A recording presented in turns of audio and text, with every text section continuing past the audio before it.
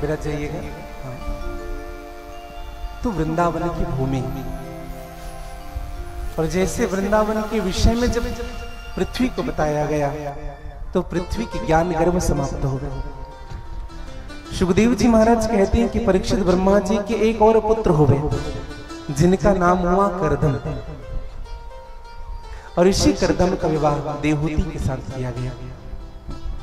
निवेदन करूं आप सबसे,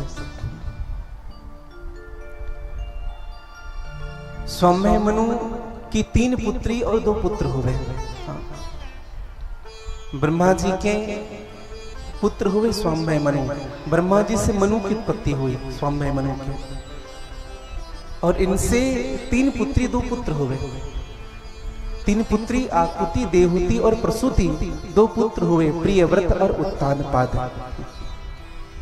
निवेदन करो, तो देवहूति का विवाह करदम ऋषि के साथ किया गया। करदम ऋषि कौन? जो विवाह नहीं करना चाहते थे। ब्रह्मा जी ने समझाया, पुत्र सबसे पहले ब्रह्मचर्य व्रत का पालन करो, फिर ये गृहस्थ जीवन बिताओ, फिर बाद में संन्यास ले लो। देखो, जीवन के 3 नियम हमारे भी होने चाहिए। सबसे पहले ब्रह्मचर्य व्रत का पालन हो, फिर हम गृहस्थ में प्रवेश करें, फिर संन्यास लें। ऐसा नहीं कि हम, ठीक है, मैं ये नहीं कहता कि संन्यास लेना गलत नहीं है, लेकिन माँ बाप की सेवा करना संन्यास से बड़ी पूजा है भगवान की। अगर माता पिता आपके साथ हैं तो प्रयास करिए अपने माता पिता के पास रहिए, और माँ बाप के साथ रहकर ही भगवत प्राप्ति करिए। हाँ। मंदिर मस्जिद गिरजाघर में मिलते नहीं भगवान, जिन्होंने हमें पाला पोसा ईश्वर से भी महान। हाँ। माँ बाप की सेवा कर लीजिएगा भैया जीवन में, इनसे वंचित मत रहिएगा कभी, क्योंकि ये संसार के ऐसे प्रसाद हैं, ऐसे आशीर्वाद हैं जो आपको और नहीं प्राप्त हो सकते जीवन में कभी।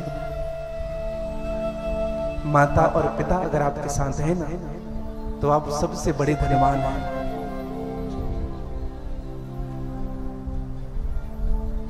पिता कम पढ़ा लिखा हो, निठल्ला हो, कुछ नहीं करता हो, पिता को बोलना नहीं आता, हाँ, पिता को बैठना नहीं आता, पिता को खाना नहीं आता, लेकिन के बात कहूं आपको, पिता पिता होता है। सर पर छत्र है ना भैया पिता का, माता का, सौभाग्य समझना अपने आप को। इस संसार में सबसे बड़ा धनवान वही है जिनके शीश पर माँ बाप का छाया आज भी है। समझिएगा। और आपसे निस्वार्थ प्रेम करने वाले यही हैं जो आपसे निस्वार्थ भाव से प्रेम करते हैं। हाँ। करदम ऋषि को समझाया, कहा कि पहले ब्रह्मचर्य व्रत का पालन करो, फिर गृहस्थ जीवन में प्रवेश करो, उनके बाद संन्यास लो। करदम ऋषि ने 10,000 वर्ष तक तपस्या किया, और तपस्या जब हुआ भगवान नारायण प्रकट हुए। भगवान नारायण से वरदान मांगा, हमें एक वरदान दीजिए। बोले क्या? हमारा विवाह एक सुयोग्य स्त्री से हो, हमें एक अच्छी पत्नी दे दीजिए महाराज। अब बताओ, 10,000 वर्ष तक तपस्या किया एक पत्नी के लिए। हम ये ना सोचे, पुरुष जितने यहाँ उपस्थित हैं और जो सुन पा रहे हैं, वो ये ना सोचे कि केवल माताएं ही अच्छे पुरुष के लिए तपस्या करते हैं। अच्छी पत्नी चाहिए ना जिनकी शादी नहीं हुए हैं। माता पार्वती और भगवान शिव शंकर की उपासना करना प्रारंभ कर दीजिएगा। हाँ, समझिएगा। हाँ। तो करदम ऋषि 10,000 वर्ष तक तपस्या किया। एक और शर्त रख दी करदम ऋषि ने, कहा कि प्रभु एक प्रार्थना है आपसे, आप मेरे पुत्र बनकर के आएंगे तभी मैं शादी करूंगा। क्या कहा? आप मेरे पुत्र बनकर के आएंगे।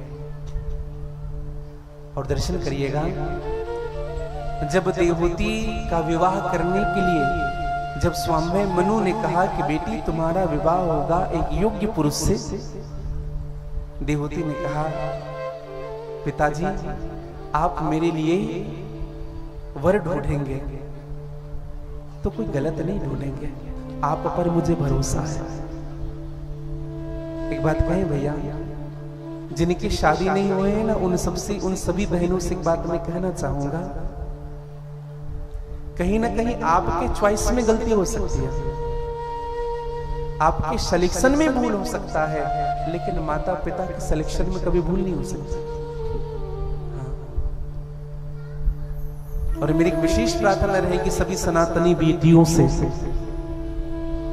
कैसी भी परिस्थिति हो जाए अपने घर में, अपने परिवार में, अपने जीवन में, कभी भी ना दूसरे धर्म में शादी मत करना, दूसरे धर्म को स्वीकार मत करना कभी।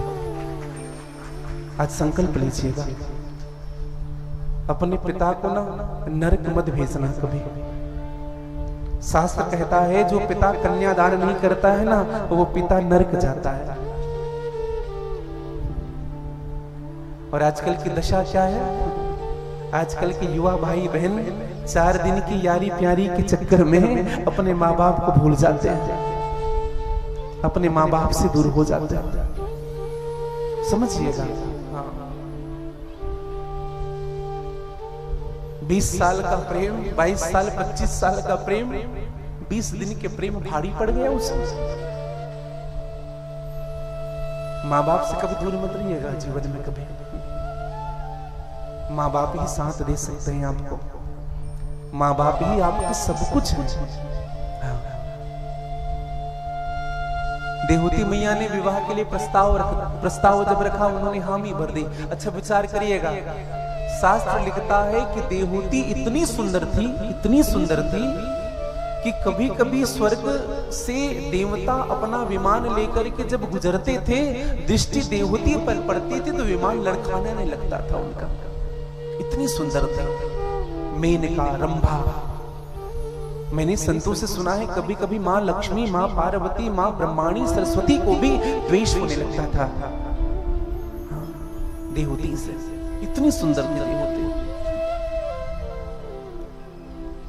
और जब उनका विवाह किया गया ना भैया कर्दम ऋषि से, तो देवहूति ने अपने पति को देखा भी नहीं था। आजकल जब विवाह होता है ना, तो जब विवाह होती है, जैसे कोई लड़की देखने के लिए जाए, अपने पुत्र से कहेगा बेटा हम लड़की देखने जा रहे हैं, कहा पिताजी ध्यान रखना हम 6 फुट के हैं, 5.5 फुट होना ही चाहिए। ऐसा ही प्रश्न होता है, ऐसा होना चाहिए, वैसा होना चाहिए, बहुत सारी कंडीशंस रखते हैं। एक बात कहूं आपको, आप योग्य बन करके देखिए, आपको सुयोग्य पत्नी मिलेगी। अपने आप में योग्यता बढ़ाइए, जरूर सुयोग्य पत्नी मिलेगी। एक हमारे शिष्य हैं, हम नाम नहीं बताएंगे, वो कह रहे थे गुरुजी सर्विस वाली बेटी चाहिए, गवर्नमेंट सर्विस हो थोड़ा, और बहुत सारी चीजें बताई, कहा बोले सुंदर हो, गवर्नमेंट सर्विस हो, सुशील हो, सब चीज। हमने कहा लड़का क्या करता है, बोले कुछ नहीं करता है बस। हमने कहा कुछ नहीं करता है, सर्विस वाली बेटी चाहिए। अरे योग्यता उनको बढ़ाने बोलो, खुद ब खुद मिल जाएंगे। निवेदन करो, सुंदरता नहीं देखी। मेरी बहनों से प्रार्थना है जिनके विवाह नहीं हुए, 10,000 20,000 कम कमाता है पति चलेगा, चित्रवान नहीं हो तो चलेगा, लेकिन उनका चरित्रवान होना जरूरी है। शराब ना पिए, बुरे आचरण ना हो, समझिए। ज्यादा सुंदर ना हो तो भी चला लेना मेरे भाई बहन, स्वभाव अच्छा होना चाहिए उनका। हम केवल चमड़ी देखते हैं, केवल सुंदरता देखते हैं, और उसी में जीवन भर नहीं चलता भैया ये चीज। अच्छा एक बात बताइए, कर्दम ऋषि ने 10,000 वर्ष तक तपस्या की, पूरे शरीर में बाल आ गए थे कर्दम ऋषि, पूरे शरीर में। अच्छा एक उदाहरण हम सबको दे, कोविड के समय में हमने देखा है लोग 2-2 4-4 महीने 6-6 महीने तक दाढ़ी नहीं बनाते थे। क्या दाढ़ी आती थी उनकी? कोविड के समय की स्थिति क्या थी? पुरुष लोग जब सेविंग नहीं कराते थे, दाढ़ी नहीं बनाते थे, बाल नहीं छटवाते थे। एक बार हम पावर हाउस बाजार चले गए सब्जी लेने के लिए, अग्रवाल जी। हमें ऐसा लगने लगा सब ऋषि मुनि महात्मा घूम रहे हैं कोविड के समय। देखने से ऐसा ही लगता था। और माताओं की बात हम नहीं करेंगे,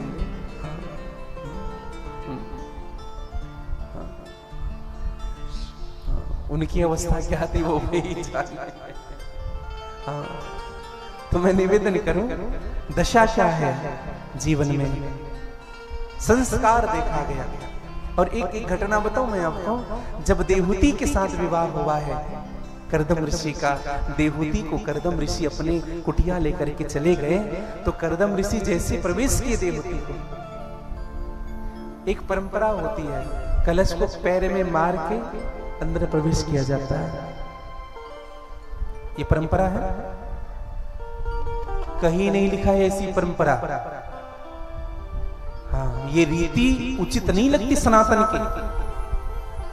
आजकल लोग फैशन हो गया, कलश को रखते हैं सामने। हमने कई फिल्मों में देखा है, आपने भी देखा होगा, फिल्मों में ऐसे कलश को पैर से मार करके अंदर प्रवेश करते हैं, देखा होगा कहीं कहीं। ये अनुचित है। कुछ कुछ चीजें ना फिल्मों तक ही ठीक लगती है, उनको अपने निज जीवन में, अपने निज संस्कार में उतारने का प्रयास मत करिएगा। एक जगह हमने देखा, एक जगह हम शादी में गए थे, तो जिस दिन वो दुल्हन आने लगी तो कहा गुरुदेव जी वो आपका पहले प्रणाम करेगी, आप आइएगा। तो हम उस दिन उसी क्षेत्र में थे, तो हम उस बेटी के विवाह में गए थे। तो जब सामने कलश रखा गया तो बेटी ने कलश का प्रणाम किया और उस कलश को अपने शीश पर धारण किया, फिर घर में प्रवेश किया, पैर से नहीं मारा। ये परंपरा हमें सीखनी पड़ेगी। जब देवहूति को अंदर प्रवेश कराया करदम ऋषि ने, तो देवहूति ने देखा क्या, 100 घोंसले, ऊपर जब दृष्टि पड़ी तो 100 घोंसले हैं पक्षी के। देवहूति ने कहा स्वामी ये घोंसले को आपने हटाया नहीं? करदम ऋषि ने कहा कि देवी ये जितने पक्षी है ना, इस आश्रम को ही अपना घर समझती हैं। नीचे जब दृष्टि पड़ी देवहूति को तो 150 बिल थे नीचे, कहीं सर्प का बिल, कहीं चूहे का बिल, कहीं बिच्छू का बिल। देवहूति ने कहा स्वामी ये सब क्या है? कहा देवी ये जितने पक्षी पशु है ना, ये जितने जीव जंतु हैं, कीड़े मकोड़े हैं, इस आश्रम को अपना समझती हैं, इसलिए हमने नहीं हटाया और ये सब यहीं रहते हैं। देवहूति ने कहा स्वामी फिर आप कहाँ रहते हैं जब ये यहाँ रहते हैं? करदम ऋषि ने कहा कि देवी वहां 1.5 फुट का असर लगा हुआ है मेरा, मैं वहीं विराजता हूं। देखिए जीवन जीने के लिए जितनी आवश्यकता है व्यक्ति को उतना ही धन संचित करना चाहिए। हाँ, समझिएगा भैया, आवश्यकता से अधिक धन भी ना व्यक्ति को अंधा बना देता है। हाँ, अधिक प्राप्त हो जाए ना जीव को अभिमान होने लग जाता है। एक दिन इस धन को छोड़ना ही है हम सबको। देवहूति ने कहा कि धन्य है मेरा जीवन, मुझे ऐसा स्वामी मिला। जब देवहूति ने खिड़की खोल करके देखा तो देवहूति की आंख खुली की खुली रह गई। एक सरोवर में वहीं पे शेर जल पी रहा है, वहीं पे बकरी जल पी रहा है और वहीं पे एक गाय जल पी रहा है। एक ही घाट में तीनों जल पी रहे हैं। हिंसा की प्रवृत्ति समाप्त हो गई थी। करदम ऋषि के तपस्या का प्रभाव इतना था कि आसपास जीव जंतु में हिंसा नहीं होती थी। मैं एक बात कहूं आप सबसे, हमारे गांव में या हमारे घर में या हमारे क्षेत्र में अगर समरसता बनी हुई है, अगर एक रूपता बनी हुई है, अगर नैतिक आचरण पुष्पित और पल्लवित हो रहे हैं हमारे परिवार में, तो एक बात पक्की समझिएगा, कोई ना कोई पतिव्रता नारी, कोई ना कोई सती नारी हमारे समाज में विद्यमान है, हमारे घर में विद्यमान है, हमारे घर के आसपास विद्यमान है, जिनका प्रभाव पूरे परिवार पे पड़ रहा है। कोई ना कोई श्रेष्ठ पुरुष रहता है घर में, हाँ, जिनके कारण परिवार की यह दशा होती है। समझिएगा। माँ देवहूति से कहा कि देवी तुम्हें घर को जैसे सजाना है वैसे सजा लो, मैं थोड़ी आंख बंद करके भगवान का ध्यान कर लो। और करदम ऋषि ने ध्यान किया, और 1-2 दिन का ध्यान नहीं था, 40 वर्ष तक आंख बंद करके रखे। और जब 40 वर्ष के बाद जब आंख खुला ना करदम ऋषि का, तो देवहूति उस समय 16 साल की थी, 56 की हो गई। करदम ऋषि 20 के थे, 60 के हो गए हैं। जब आंख खोल करके देखा तो देवहूति के चेहरे में झुर्रियां आ चुकी थी। करदम ऋषि ने कहा कि देवी कौन हो तुम? देवहूति ने कहा स्वामी मैं आपकी धर्म पत्नी हूं, मैं आपकी दासी हूं। 40 साल हो गए स्वामी, आपने जब से आंख बंद किया है, कभी आपके चेहरे को गीले कपड़े से पोंछती हूँ, कभी आपकी आरती उतारती हूँ, कभी आपको भोग लगा करके मानो आप प्रसाद ले लिए हो ऐसा भाव रख करके मैं भोजन करती हूँ। ऐसे ही मैंने जीवन जीना प्रारंभ किया। करदम ऋषि ने कहा कि धन्य है देवी तुम, और धन्य है तुम्हारे माता पिता के संस्कार। देवी तुम्हें अपने मैके की याद नहीं आई? देवहूति ने कहा स्वामी पति का घर ही पत्नी के लिए सब कुछ होता है। हाँ। आजकल अगर ऐसा होता तो तुरंत फोन जाता कि नहीं? देखो आंख बंद करके बैठ गए हैं, 40 साल क्या 40 दिन जब दूर हो जाए, थोड़ी बहुत भी अगर ऊंच नीच हो गई ना अपने ससुराल में, तुरंत फोन जाता है, मैं के हाँ पिताजी ऐसा हो गया, माताजी ऐसा हो गया, पूरा घर का अपडेट मिलते रहता है माँ। मेरी प्रार्थना रहेगी आप सबसे, अगर ऐसा कार्य करते हो तो बंद कर दीजिए। और एक निवेदन करूं मैं, जितने भी माता पिता हैं इस बात को अन्यथा नहीं लेंगे, कभी कभी ना बेटियों का घर उनकी माँ बिगाड़ती है।